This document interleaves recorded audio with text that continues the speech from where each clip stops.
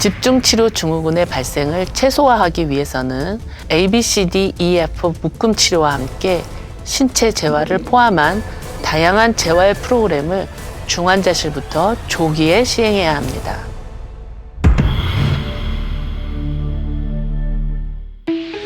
안녕하십니까. 서울 아산병원 중환자 외상외과 홍석경입니다.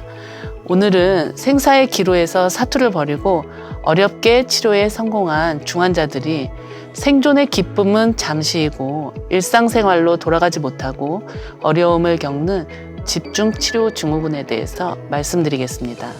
중환자실은 응급실이나 병실에서 급격히 상태가 악화되어 목숨이 경각에 달린 환자를 치료하는 곳입니다.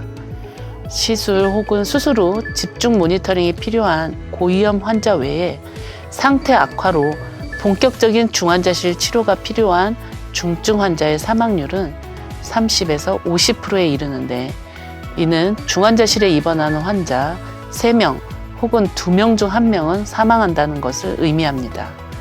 그만큼 중증 상태를 초래하는 질환은 중증 감염에 의한 폐혈증, 중증 외상, 대량 출혈, 수술 후 합병증에 의한 장기 부전 등이 있습니다.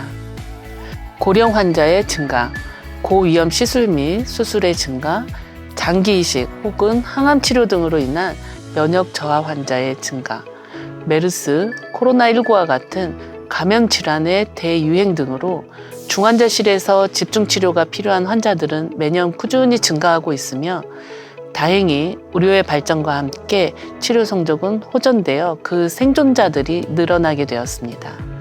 그에 따라 생존자들 중 집중치료 증후군으로 고통받는 환자들도 증가하게 되었습니다.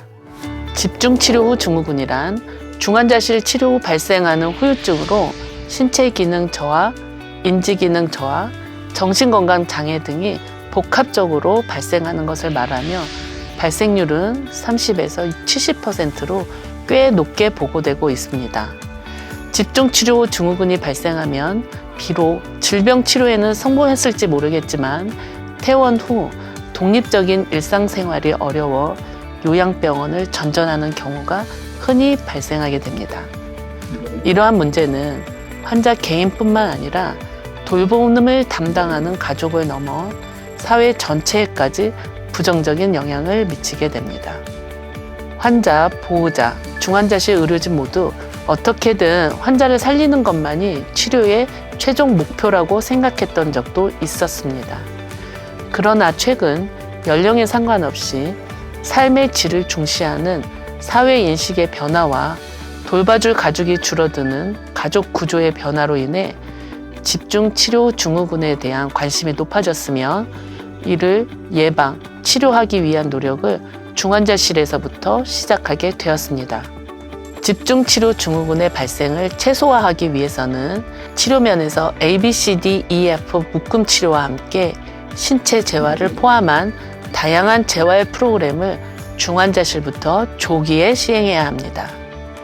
아직 미처 회복되지 않은 중환자에게 안전하면서도 효율적인 재활을 적용하는 것은 그리 쉬운 일은 아닙니다. 따라서 중환자의학 의사, 간호사, 재활의학과 의사, 물리치료사, 작업치료사의 협업이 필수적입니다. 그럼 중환자 재활에 대해 자세히 말씀드리겠습니다. 첫 번째, 신체 재활입니다.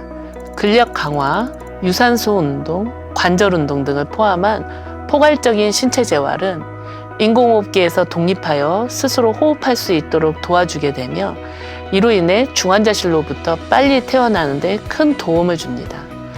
또한 낮 시간에 신체 운동을 함으로써 밤의 수면의 질을 향상시키고 선망도 감소하게 됩니다.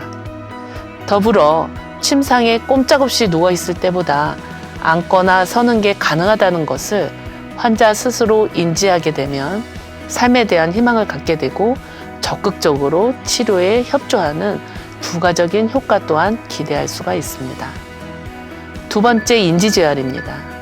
인지재활은 남들은 모르지만 독립적인 일상생활을 하는데 큰 걸림돌이 되는 기억력, 주의력, 판단력 등 손상된 인지 기능을 회복하고 환자가 일상생활에 성공적으로 복귀하는 데 도움을 줍니다.